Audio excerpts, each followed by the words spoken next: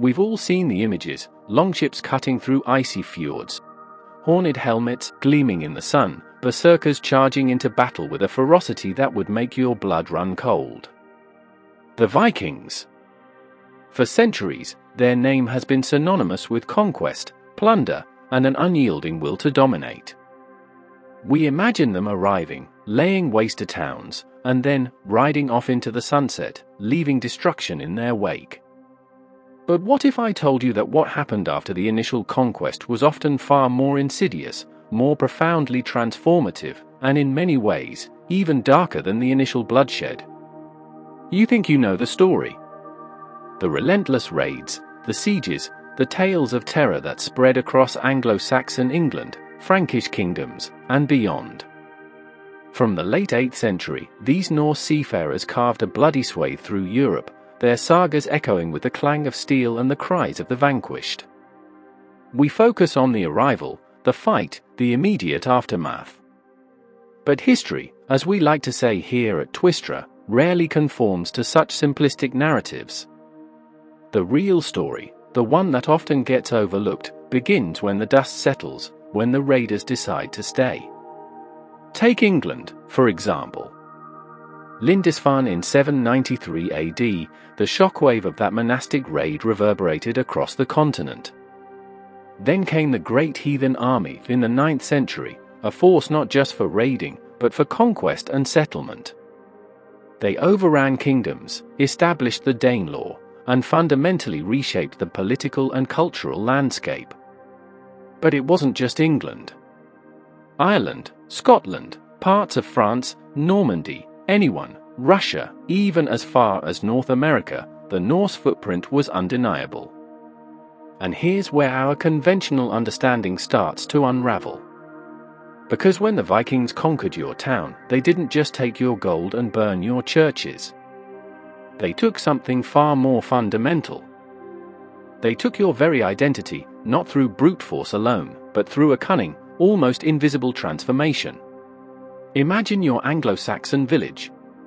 Your life is dictated by seasonal rhythms, by ancient customs, by the laws of your local lord or king. You speak Old English, worship in your church, and adhere to a social structure that has been in place for generations. Then the longships arrive. The battle is brutal, your defenses are overwhelmed. Many are killed, some enslaved. But then, the Vikings don't leave. They start to settle. They build, they farm, they trade.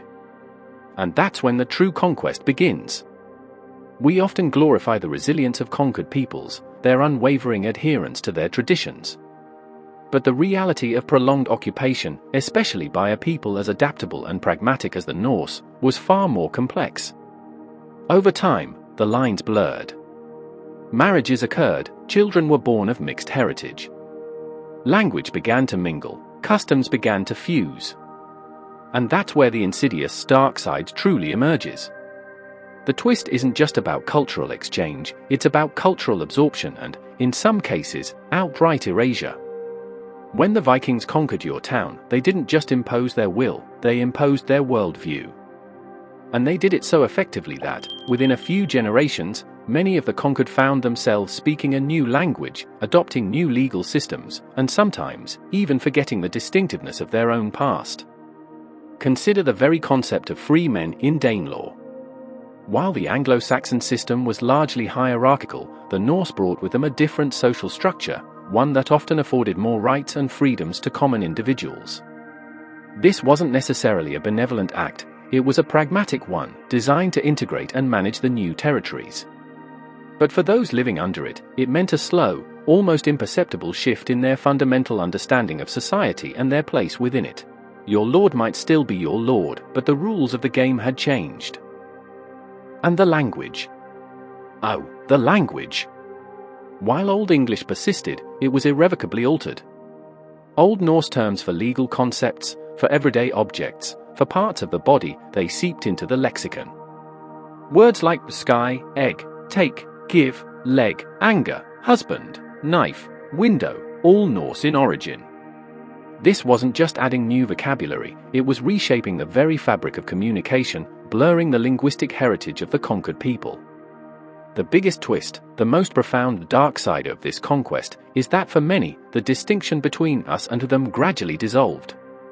The children and grandchildren of the conquered, raised in a world shaped by Norse laws, speaking a hybrid tongue, participating in a transformed economy, often came to see themselves not as an occupied people, but simply as people.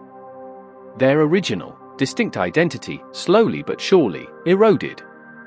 They weren't just adopting new ways, they were becoming something new, something that was an undeniable product of Viking conquest.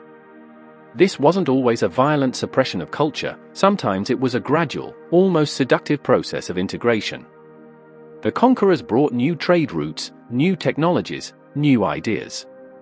And in the crucible of this cultural melting pot, the older, distinct identities often melted away, leaving behind something new, something that carried the indelible mark of the Norse. So, when the Vikings conquered your town, they didn't just take your possessions, they subtly, over generations, took your very sense of self, your ancestral memory, replacing it with a new identity forged in the fires of their ambition. It's a powerful reminder that conquest isn't always about grand battles and dramatic defeats. Sometimes, the most profound and lasting changes occur in the quiet aftermath, in the slow, grinding gears of cultural assimilation. The dark side of conquest isn't just the initial brutality, but the quiet erosion of identity, leaving behind a legacy where the conqueror's mark becomes indistinguishable from the conquered's own heritage. What do you think about this overlooked aspect of Viking conquest? Did you ever consider the long-term cultural impact beyond the initial raids? Let us know your thoughts in the comments below. If you enjoyed unearthing this unforeseen truth with us, be sure to like this video, subscribe to Twistra for more historical deep dives, and hit that notification bell so you never miss a revelation.